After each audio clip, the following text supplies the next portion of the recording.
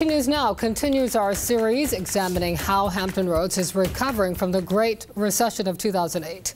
Well, the downturn is something that's hard for many businesses and industries to forget. Some didn't make it through. Some are still trying to rebuild.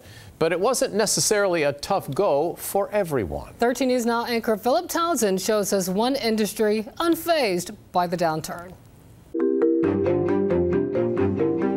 The implosion of our financial system. 2008, the year industries all across the board, from retail to construction, crippled as the Great Recession tightened its grip on the nation.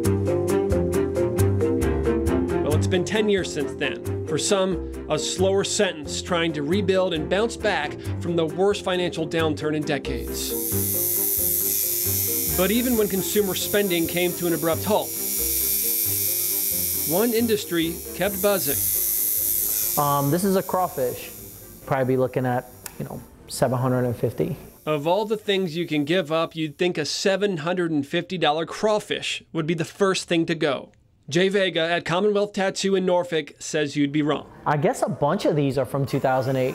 Not only did the tattoo industry survive the recession, it thrived, with more people getting ink done than ever before.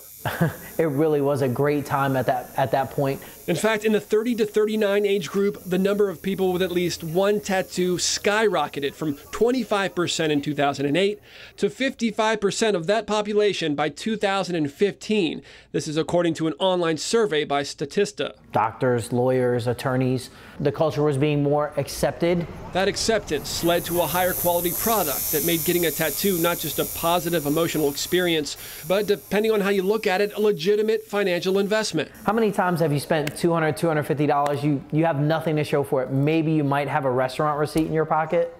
Now, you have these memories. You can actually see the money that you spent, and you get to have that for life. It's definitely money well spent.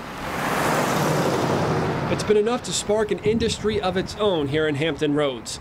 More higher-end tattoo shops have started opening up in the last decade. That includes Commonwealth Tattoo. Our grand opening was actually a gallery show.